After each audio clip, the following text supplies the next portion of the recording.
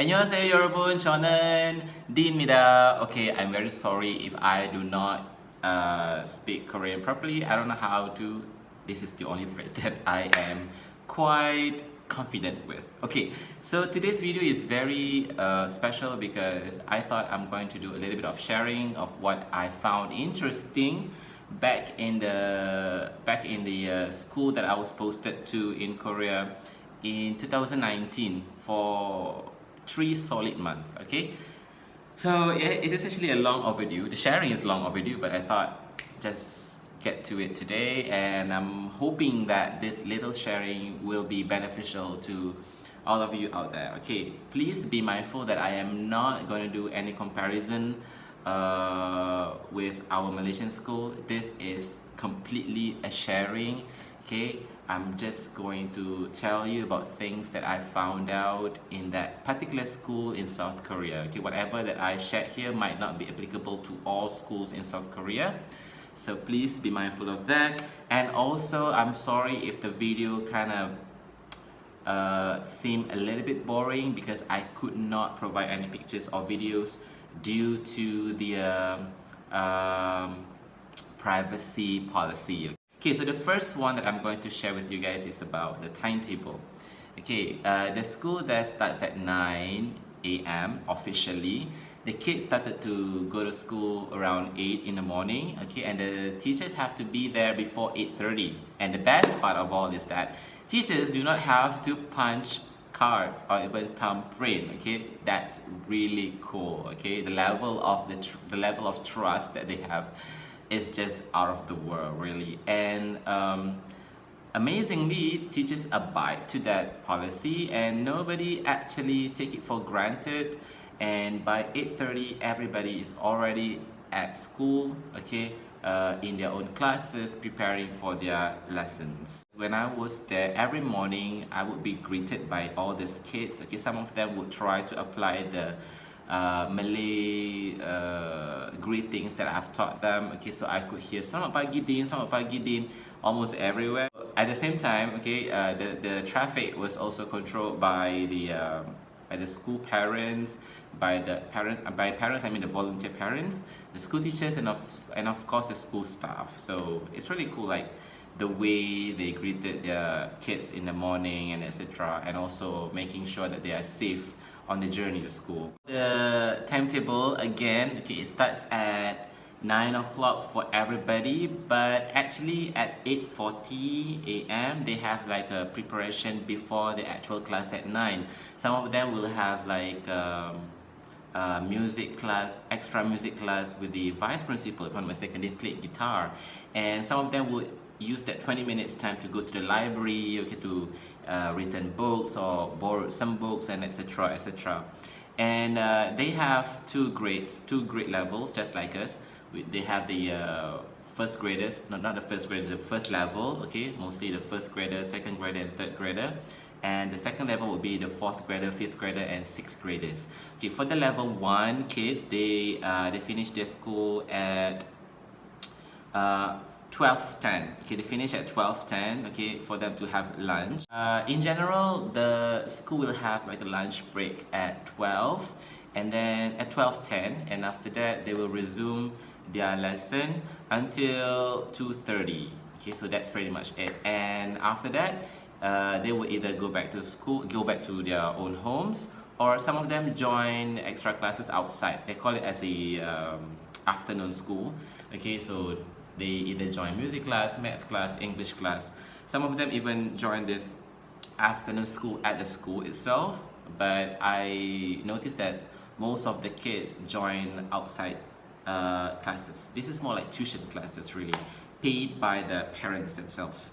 Okay, so that's about the school operating hours or the timetable. Next is about kids' routine in the morning. So basically, once they arrive at the school entrance, okay, they will take off their shoes and slippers and whatever footwear that they have on that day, and they will carry those things all the way to their classroom, okay, and keep it nicely in the shoe cabinets that was allocated outside of their classroom with their names labeled on it. So that's how neat it is. As for teachers and the other school staff, upon arriving at the school entrance, there will be like a lot of lockers, shoe lockers, okay, by the side, like left and right and left side of the entrance, and the school staff, including teachers, can just store their shoes that they wore from the outside and then change with the school slippers, okay, school slippers. And I have my own locker as well with my name on it, DEAN. I took such pride with that, really. Okay, and then another thing about the school culture that I think I found amazing is the fact that kids have to take the cleaning duty themselves, okay? Not only that they have to clean up their classes, they also have to clean up respective areas that has been assigned for their classroom, okay? For example, like this class 6-2, okay, they have to clean up the foyer area besides their own classroom. So they will do just that. Upon my stay, throughout my stay at that school, I noticed that I only saw one cleaner lady, and she only cleaned the toilets, okay, the school toilets, the kids' toilets, and the teachers. So yeah, most of the other time, the kids did the cleaning themselves. Okay, they clean before the classroom, before the class starts, and even after the school finished. So that's how disciplined the school kids are at that particular school. Okay, I pretty much inspired by that culture, really. And then the other thing that I found interesting is the 10 minutes intermission between one class with the other. This is very important to me because sometimes teachers are like rushing, you know, like when you have class back to back, you have to make sure that you're always there on time. But imagine like school building is huge, so how can you be punctual? Okay, sometimes that punctuality could be jeopardized in a way, but not with this particular school because they already allocated like 10 minutes. So the moment English class, let's say English class stops or finish, okay, they will have like 10 minutes break. So the teacher, the teacher who will be coming next will have to be there after or before that 10 minutes break is up. So the kids at the same time will have the time to actually get themselves ready for the next lesson. Okay, not only they will be ready physically, but they will be also ready mentally. So the moment the next teacher comes in, they are already ready. See, I'm using a whole lot of ready in this video. Okay, so that's the thing that I found really amazing practice in Korea school.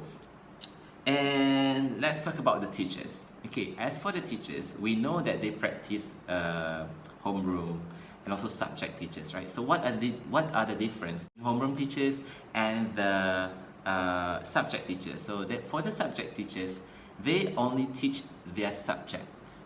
They are not going to handle the class. Okay, they are not going to manage the class. But the homeroom teachers, they teach a few subjects and at the same time manage the class. So the subject teachers are only dedicated to English, science, and if I'm not mistaken, physical education, PE. Okay, and the others like Korea, what else? Let me just check. Arts, math, and few other subjects that are not those three, English, science, and PE, okay, will be taught by their own homeroom teacher. So basically, the homeroom teacher will be with the kids for almost the whole day. Okay? But as for the subject teachers, yes, they only teach the subject, but that doesn't mean they teach only 1 or 2 classes. They might be teaching a few classes in general, okay? And as for the school that I was posted to, each year has about 6 to 7 classes. 6 to 7 classes with about 20 kids in a class, which is like really interesting. The class size is really small. These teachers, of course, they have their own classroom, right? Their classroom is also their office. This is especially for the homeroom teacher. But for the subject teachers, we have our own room, like me, myself, and I. Okay, I am placed with other language teachers, so we are like in one room. But for the homeroom teachers in general, they don't have their own, they don't have like one big staff room.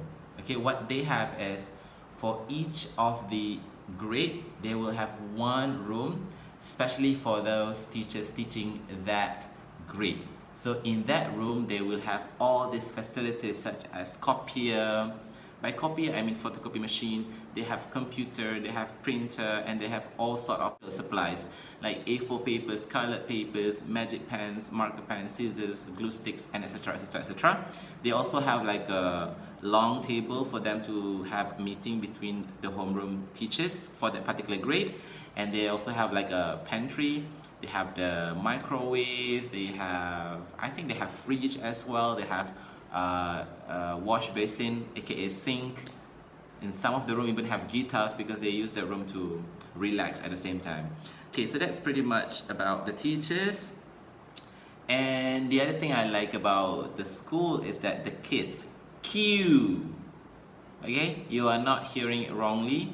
The kids queue over there, regardless of their age, whether they are in the first grade or the sixth grade, they queue with the teachers. Especially when they wanted to go to the dining hall where they have the lunch. Okay, they queue on the way to the dining hall, and they also queue when they are in the dining hall. That's amazing, right? When they want to get the food, they also queue. Okay, and they eat together with the teachers and their classmates.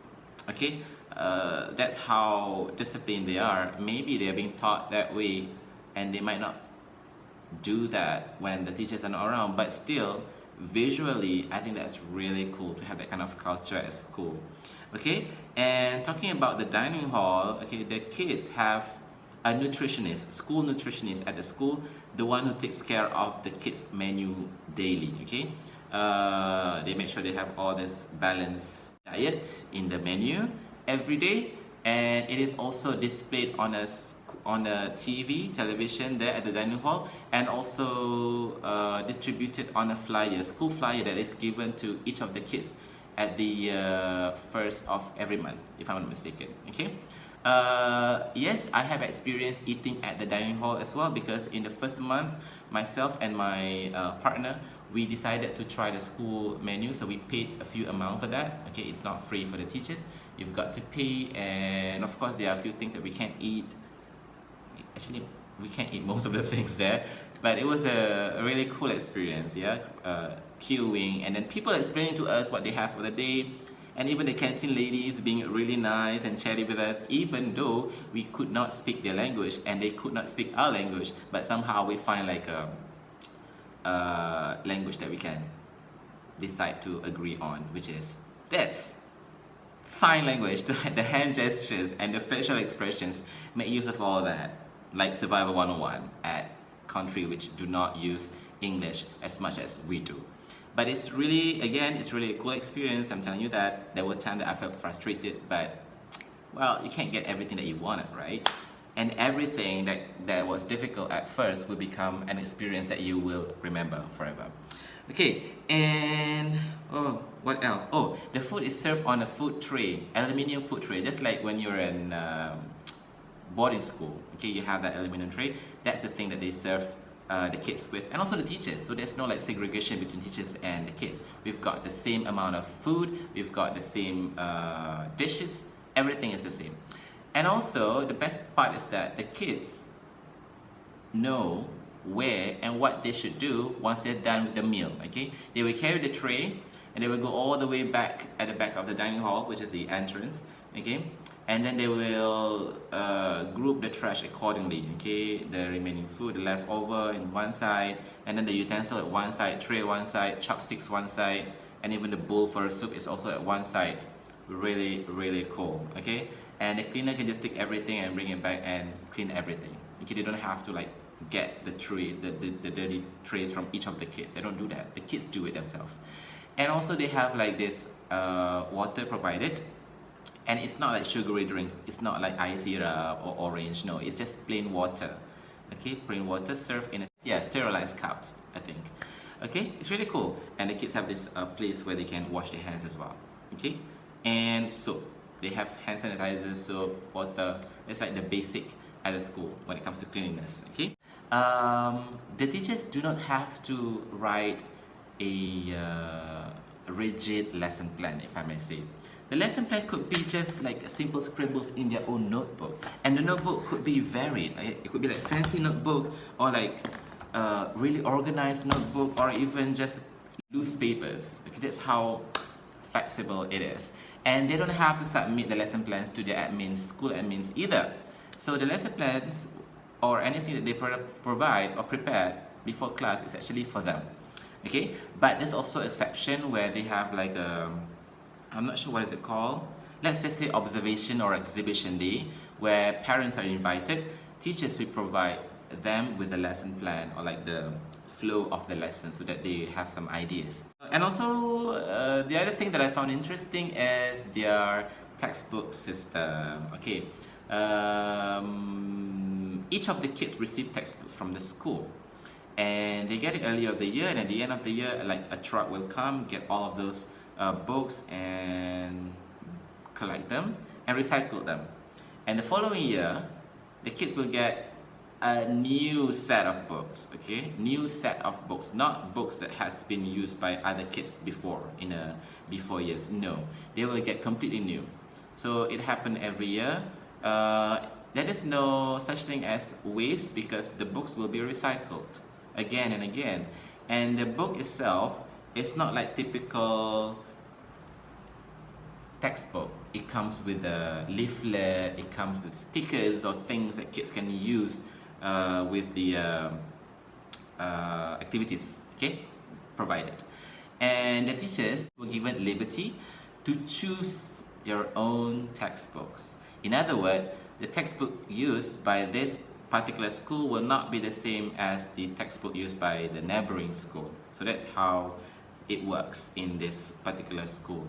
The best thing is the fact that both kids and the school teachers can dress up casually, okay, even though we were given that kind of freedom when it comes to dressing up, but whatever that the kids and the teachers put on are pretty much decent, okay, very decent indeed.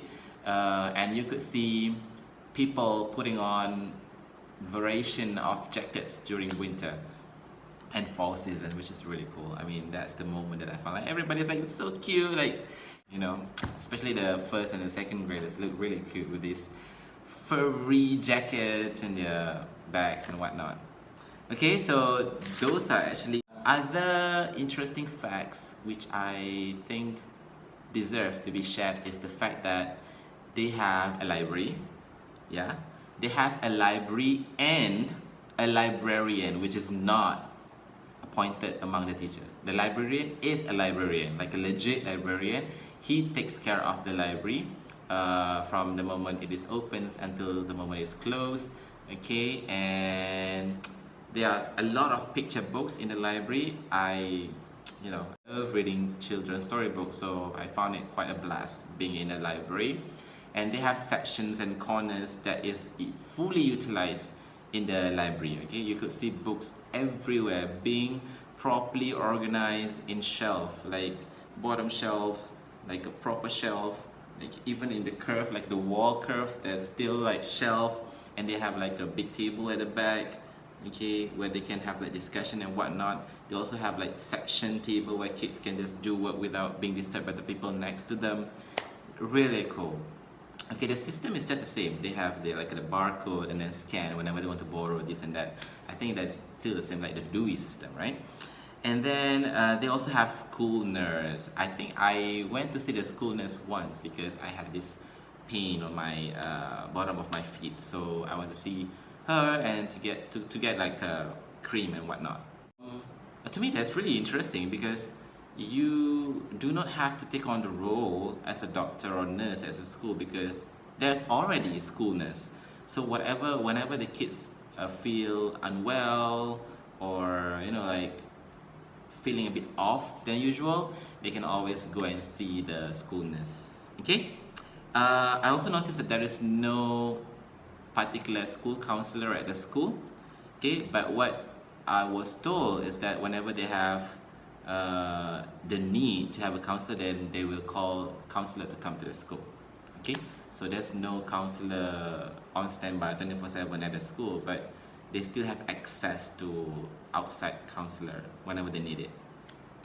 And the other interesting fact is that English is only taught formally in the 3rd grade. Okay, when the kids go to 3rd grade, only then they will learn English with legit native English speakers or teachers. But they only have one native speaker at every primary school. That's the thing that I was told. And apparently the native at my previous school was from America. Okay, and she handled a few classes, okay, besides other Korean teachers lah. Okay, we also have like Korean teachers teaching English. But yeah, it's really interesting because English is only taught when they're in the 3rd grade. For us, like year 3, tahun 3. Okay. Besides English, they also have Chinese teacher teaching Chinese, teaching Mandarin, and this Chinese teacher is also a native speaker from China. Okay, so they have it every year. Sometimes the contract is like for a year, or sometimes for 2 years, but they always have like different teachers coming in, and every year they will have like at least one Chinese teacher and one native English speaker teaching English at that school. Okay, really interesting to me. Such a good experience. I also noticed that they don't have much celebrations at school. Okay, please note that this experience was before COVID, so I'm not sure what's happening at the school now that COVID is in the picture. But before that, they didn't even have like celebration, like for teacher celebration, like National Day celebration. They don't have all that. Okay, when I was there, I only have one school field experience. Okay, and that only happens like once. And I was told that school field only happened once annually. Okay, and it is conducted based on years. Like year 1, 2 and 3 will go 1 day, 4, 5 and 6 will go 1 day, but they will have like one bus for each class. And each year will go to the same place. Okay, everybody in the same year will go to one place. And the next year, let's say when they are in year 3, they will go to the zoo. Year 4 will go to the museum. And next year, this year 3, the one who went to the zoo will go to the museum next year. So it has been fixated where they go and how they are going to go there, and etc, etc. And after they finish, they will have like picnic. It's really cool. Okay, and then I also experienced a school festival where the kids perform performances like singing and etc. With the parents being invited to the school. Apart from that, nothing else. Okay, there's nothing else. And I was told that even the sports day is done like really quick.